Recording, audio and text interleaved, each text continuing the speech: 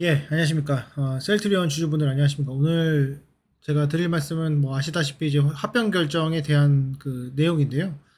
제 의견입니다. 어쨌건 여러 유튜브 방송이나 아니면은 뭐 뉴스나 뭐가 맞다 틀리다 할 수 없겠지만 조금 이해 안 되는 부분이 이게 엄청난 호재다라고 계속해서 얘기를 하는 경우가 많이 있습니다. 뭐 그럴 수밖에 없습니다. 왜냐면은 셀트리온 영상 하나 올려가지고 그거에 대한 조회수를 계속해서 어, 그 수익으로 삼는 그런 채널들은 뭐 그럴 수밖에 없다고 저는 봅니다. 그런데 뭐 제 영상을 계속해서 보시면 아시겠지만은 조금 객관적인 얘기도 하고요. 또 주관적인 얘기도 하지만은 다른 입장에 좀 들어보셨으면 좋겠습니다. 저는 결론적으로 말씀드리면은 이 합병은 출구 전략으로 삼아야 될 것이다.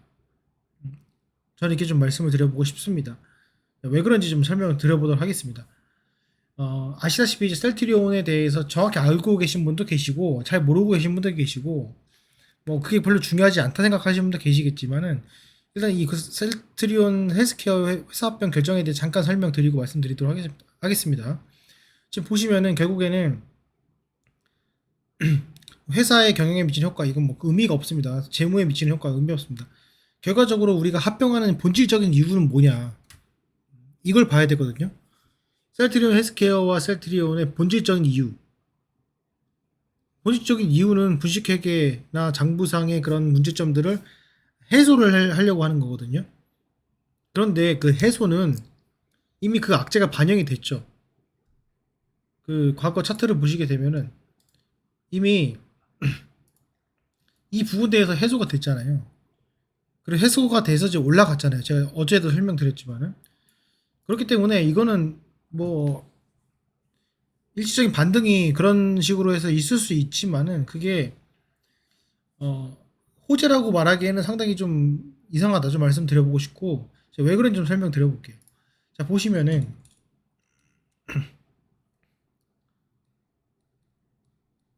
셀트리온이 있고요.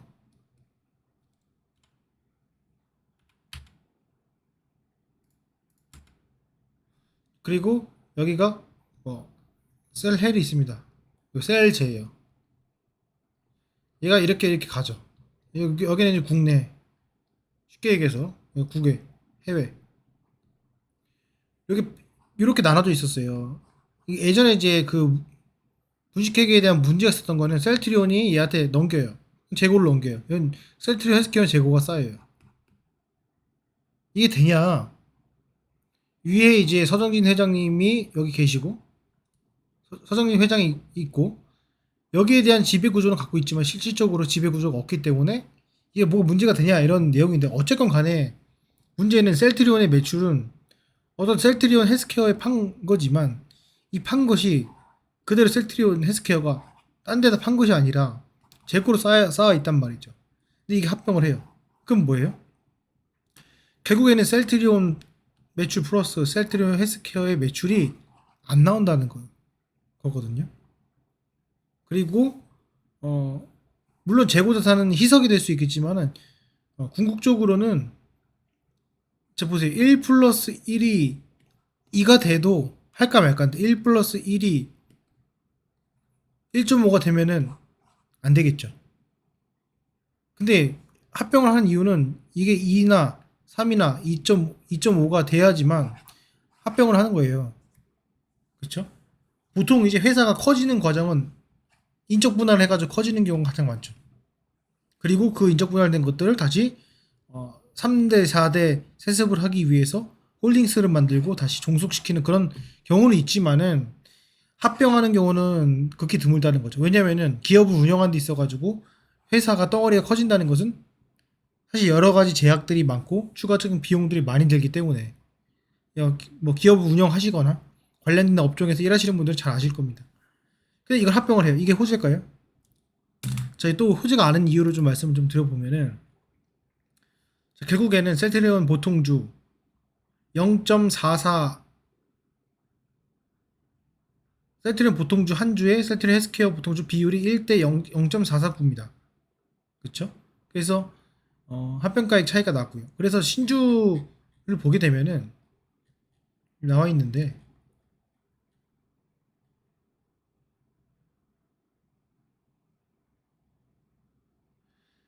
합병 신주의 종류 수가 이제 7천만 주. 7천만 주가 있습니다. 그죠? 셀트리온이 지금 얼마나 갖고 있냐면은 이만큼 갖고 있어요. 1억 거의 1억 8천만 주거든요. 1억 8천만 주를 갖게 됩니다. 지금보다 더 많은 주식 수가 생깁니다. 자, 다시 정리해 보면은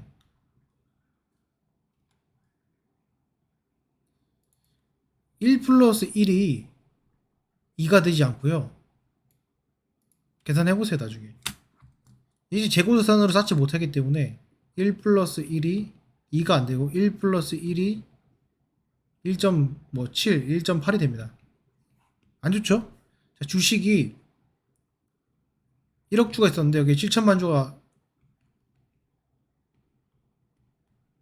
늘어나요. 좋습니까? 안 좋죠. 그만큼 주가를 띄우고 올라가기가 힘들단 말이죠. 더 무거워졌단 말이죠. 이 두 가지만 보더라도 상당히 좋은 모습은 아니다. 그러면은 합병을 했을 때 어떠한 호재가 있느냐? 호재는 그 주식회계에 대한 리스크 해소, 그거 이외에는 사실 뚜렷하게 보이지 않는 것 같습니다. 그러니까 그런 것들을 어쩔 수 없이 해야 되기 때문에 이런 합병을 하는 게 아닌가 이런 생각이 들고요.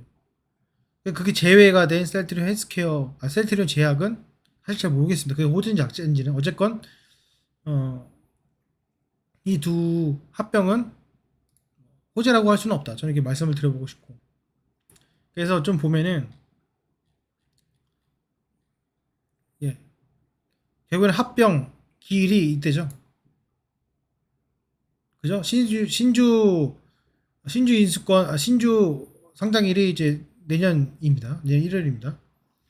자, 이런 것들을 봤을 때, 그리고 이제 보시면 매매 정지 기간이 이때이고요. 그리고요, 주식 매수권 행사 기간이 10월입니다. 그러니까 결국에는 올해 끝났죠. 예. 올해는 요 범주 안에서 놀 수밖에 없다는 거예요. 과거 여러분들 기억나실지 모르겠죠. 삼성이 여러 회사들이 있었습니다. 뭐 카메라 회사 기억나실지 모르겠지만 뭐 삼성 이미지 이런 회사도 있었고요. 여러 회사들이 이제 삼성전자로 흡수 합병이 됐어요. 그러면서 처음에는 막 주가가 뛰는 것처럼 보이지만 나중에 거래량이 빠지고 관심이 없고 그대로 그냥 흘러가다가 흡수 합병돼서 끝납니다. 우리가 생각하는 그런 엄청난 이벤트 그런 거 과거 이력들을 보게 되면은 크지 못하다. 그렇기 때문에 제가 드리는 말씀은 합병이 되고 그리고 주식 매수 청구권 행사 기간이 있고 그죠? 반대 의사 통지 기간 요 구간이 있어요. 10월 달. 요 정도까지는 사실은 큰 이벤트는 없지 않을까 이런 생각을 해보고 이벤트가 있다면 그거는 첫 번째로의 출구 전략을 세워야 되지 않을까 이런 생각을 좀 해봅니다. 그래서 뭐 기존 주주분들에게는 상당히 좀 아쉬운 이야기지만은 누구나 이제 합병을 한다는 걸 알고 있었고 그 합병이 호냐 불호냐를 떠나가지고 이게 호재냐 호재가 아니냐에 대한 객관적인 내용들을 봤을 때 첫 번째 주식 수가 느는 건 좋지 않다. 두 번째 매출액 부풀리기에 대한 그 리스크를 해소하기 위해서 합병을 하는 목적이 있는데 그거에 대한 매출액 감소는 분명히 존재할 것이다. 이익에 대한 내용도 모르겠습니다. 어쨌건 그게 줄어들게 되고 그렇게 되면 회계상으로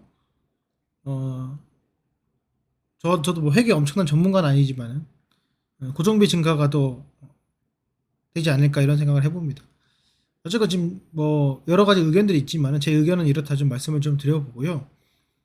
무조건 호재다 이런 이야기보다는 조금 더 객관적인 생각을 하셨으면 좋겠고 또 하나는 대차거래 잠깐 보시면 어제도 제가 말씀드렸지만은 대차거래 보면요 급격하게 증가하고 있습니다. 그리고 이게 6개월이고요. 전반적인 쭉 상태를 보게 되면 지금 주가가 거의 최저가로 내려가는 상황에도 불구하고 기존에 있는 구간보다 더 큰 공매도의 양을 보여주고 있다. 셀트리 헬스케어도 그렇습니다. 이게 쇼커버링이 나와가지고 뭐 대박이 난다 이런 꿈보다는 조금 더 현실적으로 접근하시는 것이 어떤가 생각이 들고요. 추가적으로 궁금한 사항 있으시면 댓글도 달아주시고 도움이 되셨다면 좋아요도 눌러주시고요.